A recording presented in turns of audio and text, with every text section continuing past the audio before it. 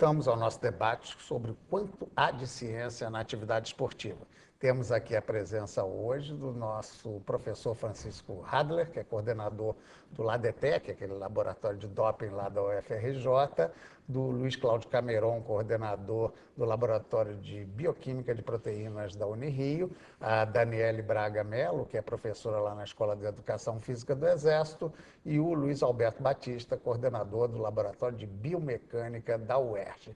Bem, Hadler, vamos começar ao ponto crítico do gato e rato, como você uma vez já nos disse. Ou seja, tem sempre alguém buscando uma fórmula científica nova para depois alguém, como vocês, descobrirem que ela burla as condições naturais. Isso é uma coisa sem fim? Quer dizer, sempre vai haver quem queira se dopar? Eu acho que sim. Quer dizer, a sociedade colocou uma pressão tão grande em cima do atleta, seja pela ascensão social, pela vantagem econômica, não é mais simplesmente ganhar, mas são essas outras particularidades que fazem com que ele tenha que ganhar a qualquer custo, e aí qualquer custo, infelizmente, a química nessas horas aparece como uma possibilidade viável. Mas o que, de fato, muda um pouco nesse aspecto hoje é que o sistema está muito mais qualificado tecnicamente. Quer dizer, evoluiu demais do ponto de vista das nossas ferramentas de análise para poder buscar o doping. E com isso, então, a corrida do gato e rato começa a sofrer uma aproximação. Quer dizer, quando o gato quase vai pegando o rato, que ele tenta acelerar, o sistema hoje ele já está procurando buscar o caminho para onde o rato vai, para poder então cercá-lo lá na frente. Isso a Agência Mundial Antidopagem tem feito, investindo em pesquisas sobre o futuro da dopagem, de modo que quando o atleta tiver condição de chegar lá, você já teria um sistema de Seria controle. uma espécie de hackeagem do bem, né? Ou seja, já de uma certa organizar forma, que tipo de vírus pode pintar aí, já criar. Agora, tem algumas controvérsias. Por exemplo, recentemente eu me lembro de qualquer coisa de uma reinjeção, que já foi até falado na área não dopagem, né? De plaquetas, né? Sangue preparado, que botaram na operação do Adriano Imperador, no Ganso, mas tem médicos que dizem que isso não adianta nada. Quer dizer, é doping ou não é? Como é que é o conceito para definir? Pois é, nesse caso, de início, vamos dizer assim, a divulgação foi tão relevante no meio esportivo que a Agência Mundial Antidopagem preventivamente proibiu a prática. Depois, o que se viu foi com o desenvolvimento científico que não há, de fato, nenhum tipo de evidência científica de que isso seja benéfico. Como aparentemente também não seria maléfico, então simplesmente a agência tirou isso da lista. Hoje em dia isso é uma prática permitida, mas permitida sabendo que nada se ganhará com isso daí. Um pouco na linha do que o Cameron tinha dito no começo da história dos suplementos, quer dizer, você toma um monte de coisas que não servem para nada. Eu só complementaria isso dizendo que talvez o mais importante seja o que a gente chama do efeito placebo. O sujeito acha que tomando aquilo ele melhora e que é capaz até dele se melhorar. Só que a maneira de se melhorar não é a mais adequada. Ele deve arranjar uma outra motivação para isso. Um outro aspecto que o Cameron pode nos ajudar é que se for de comida não é doping, né? E a comida tem uma influência enorme no exercício, não é isso? No aproveitamento do organismo. Como é que a gente pode examinar isso? Eu acho que nós estamos caminhando para um futuro muito interessante. As máquinas que nós temos hoje para química analítica, principalmente os modernos espectrômetros de massa, vão nos colocar em problema logo. Eu suspeito que num futuro breve nós vamos começar a ter casos de doping, sim, por utilização de hormônios em animais. Ah, sim. Porque o que está acontecendo? As novas máquinas estão chegando a um padrão de sensibilidade e de acurácia muito grande. Obviamente, não um gado que é tratado numa empresa com padrões adequados de qualidade, mas eu tenho muito medo daquela linguicinha que vende ali naquele posto, onde você compra ali em Minas a linguicinha caseira, que volta e meia há uso de antibióticos, há uso de hormônios ainda em pequenos criadores de gado.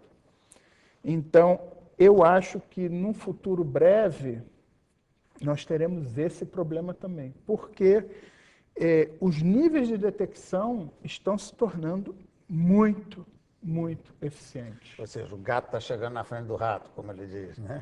Essa é uma visão que eu tenho. Eu acho que isso vai Pode acontecer, por acontecer em exemplo. breve.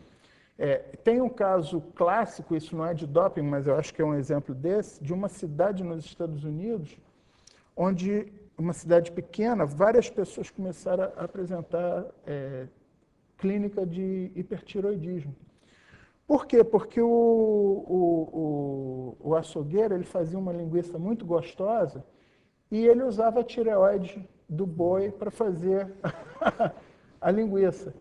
Sem qualquer maldade, não havia nada de errado nisso. E, obviamente, as pessoas começaram a ter sintomas de hipertiroidismo e isso teve que ser rastreado.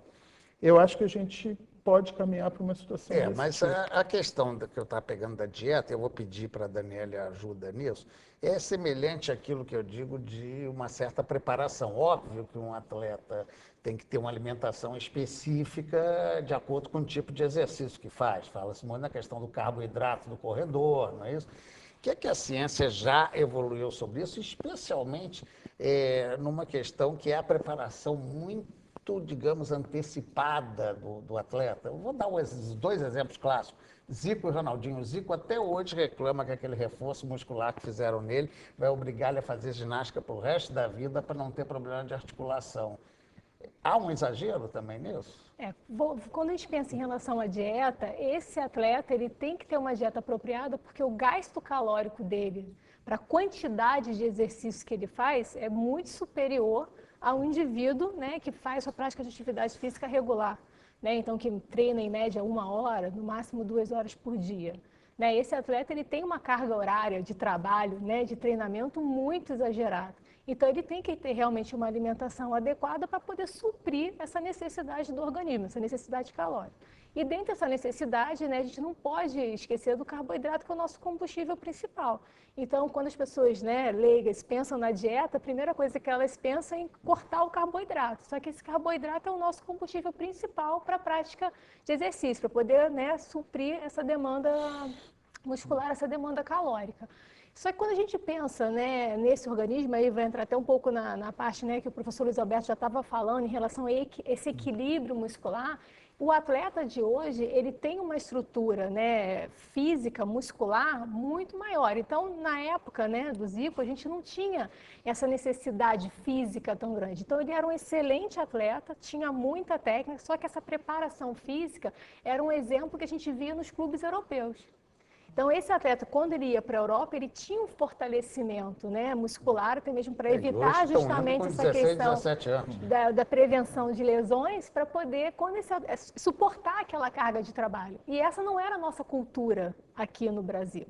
Então, quer dizer, foi aplicado um determinado treinamento, se aquele atleta ele realmente não tivesse uma progressão, ele demoraria, né, para o corpo dele se ajustar. Então, aquela questão mesmo, né, de você ter noção espaço-temporal, como esse meu corpo vai se ajustar nesse ambiente em função de uma modificação, de um fortalecimento de uma determinada musculatura, de um encurtamento de uma outra, de uma falta de flexibilidade ou de um excesso de flexibilidade.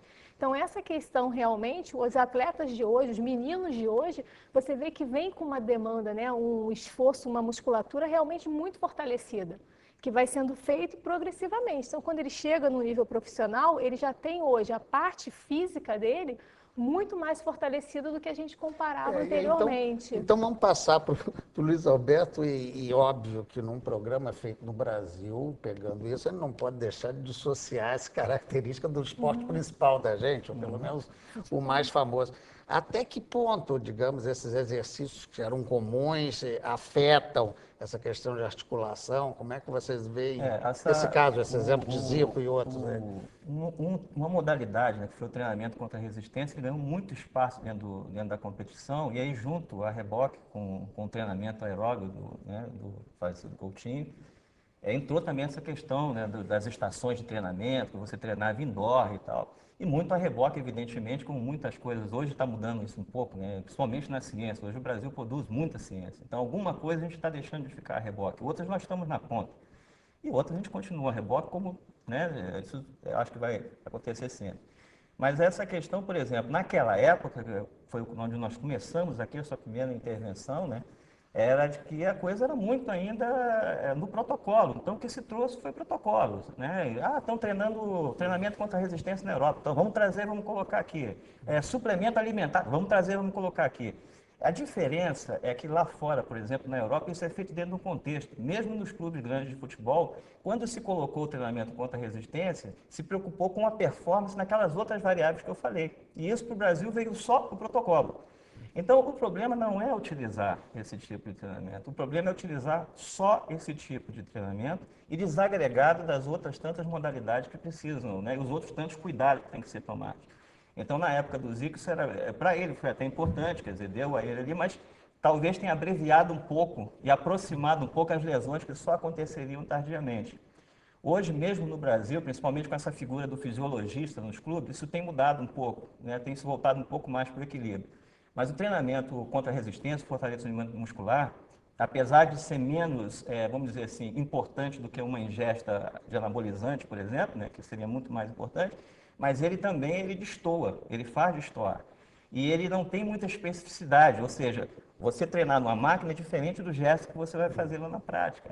Então, essas questões podem trazer realmente muito prejuízo. E os modelos, eles não podem ser acoplados sem se perceber qual é o entorno dele, né? Então, eu vou fazer treinamento contra a resistência, mas aí o que eu tenho que ver? Qual é o procedimento médico a partir de agora? Qual é o procedimento nutricional?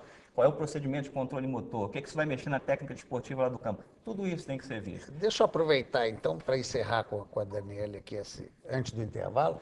Lá, Escola de Educação Física do Exército, onde começou aquela história de 70 que eu citei aqui.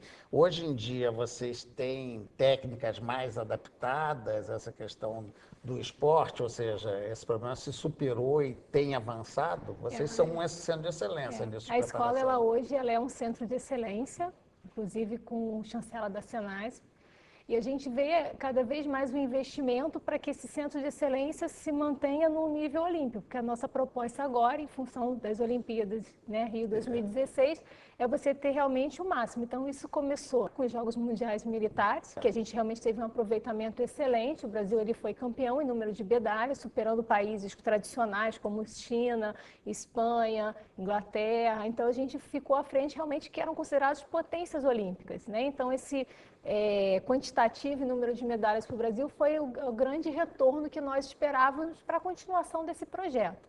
Então, hoje, na Escola de Educação Física, é feito todo o investimento não só na parte, né, de instalações físicas. Nós tivemos um investimento alto em relação a instalações novas, né, de tecnologia de ponta, de tecnologias olímpicas, como pista de atletismo, natação, ginásios poliesportivos, tudo realmente com patamar olímpico para que os nossos atletas treinem dentro dessa realidade, mas o investimento também em relação à mão de obra. Então, a gente teve contratação de pesquisadores doutores em áreas específicas, né? Fisiologia do exercício foi minha área, professores em outras áreas de nutrição esportiva, em biomecânica. Nós tivemos um investimento alto em relação a esses laboratórios, né? Os laboratórios que já existiam foram aprimorados em novos equipamentos mais modernos, e para poder tentar, da melhor maneira possível, atender esse atleta, avaliar esse atleta, ter realmente um paradigma, um perfil correto desse atleta, para a partir daí orientar em relação a esse protocolo de treinamento. Então, a Escola de Educação Física, hoje, ela está,